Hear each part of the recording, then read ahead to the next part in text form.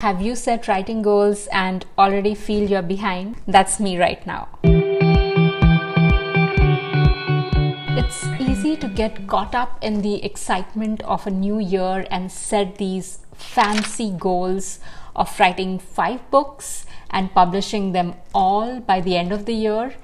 And by the time February rolls around, we are already behind. Today I want to share 3 things that I'm planning to do to help me and hopefully help you follow through on your writing goals for the rest of this year. We have more than 10 months to work on our books and make progress. And that brings me to the first thing, tracking your progress. Paper and pen, Excel sheet, graphs, apps, doesn't matter how you like to do things.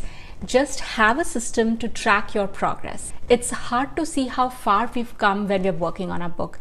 Unless you are in the early stages of your drafting phase and you're churning out thousands of words every day, it's easy to see progress because you're filling up blank pages. I am in the rewrites phase and most days I barely add any words to my draft. And if I was looking at the word count, I'd feel defeated. So it's important to know what it is that you will be tracking to see the progress you're actually making. When you're outlining, you might track your progress based on plot points or beats. When you are drafting, you might track word count or chapters or acts. While rewrites and revisions or while self-editing, it might be chapters or the time you spend on working on your manuscript. And don't be afraid to test what works for you and change your tracking system if it's not working for you. If you're not tracking your progress, it's easy to focus on what's not done, how much you have left to complete. And I know that's a very defeating feeling for me. And acknowledging how much I have done and how small steps are adding up and visually seeing makes a lot of difference to me.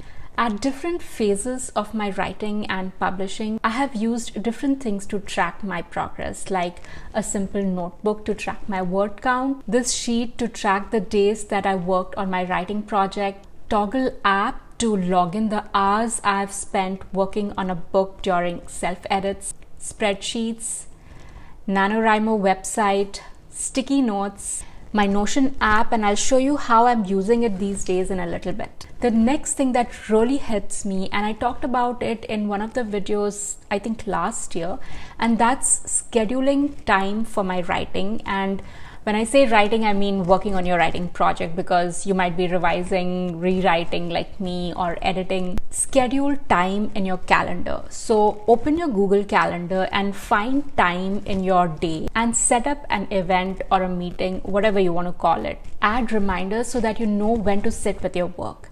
It's easy to say, I want to write a book in a month, but when you look at your calendar objectively and see all the things that are going on in your life, you might not have time on a daily basis to work on your book. When you sit down with your calendar and you take a hard look at your schedule and what you have going on personally, work-wise, study-wise, and then fit your writing time, you are more mindful of how much time you have and how you're going to use it. And you're more likely to keep these appointments, so to say, with yourself and show up at your writing desk and work on your book. It will also help you see where you can cut down your time and use it for your writing. Or if a festival is coming up, then you know you won't be able to write during those days, or you have to make up for the lost time by watching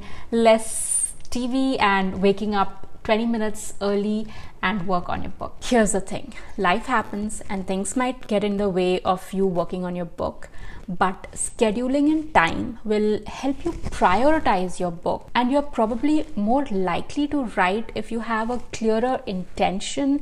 And scheduling time in your calendar is doing exactly that, very intentionally making space for your book in your daily schedule. In the last few years of working on my books, I have realized that motivation is fleeting.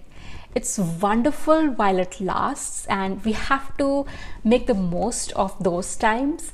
But if I was going to wait around for motivation to hit me every time I wanted to work on this manuscript, I would have never reached the current state, and I have to constantly remind myself of this. It's not motivation that has got my manuscript to the stage it is right now. It is momentum. Every day is not the same. Some days I get 2 to 3 hours to work on my book, and other days I'd be lucky if I got just 20 minutes. And I know for me, I have to touch base with my manuscript every day, or else I lose momentum. And this is what I've been struggling with the most. So how I'm going to keep this momentum? I have decided to sit with my manuscript every day at least for 10 minutes. That's a low bar for me. That's the only criteria. Just sit with my manuscript for 10 minutes.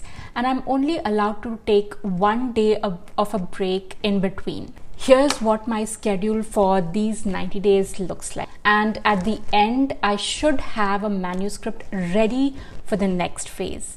And I invite you to do this activity with me. The first thing is to decide what I'm tracking and where or how. I am in my rewrites phase, so I have an overall word count goal of 75,000 words. And I have a lot of edit notes that I want to check off. So I'm going to track my word count goal and chapters. And this is how I'm tracking it in my Notion. Next, I have scheduled time in my Google Calendar. And the next thing I have done is set a calendar for 90 days. And every day that I work on my book, I get to check it off. And that way I can see that I'm working on my book every day. You know the best about your book and how you work and your schedule. So I hope this gave you some idea about how you can set up some sort of a system in place so that you show up for your work and for your book. If you're new to writing or you need some help, I have a PDF with examples from Indian movies to help you. This video has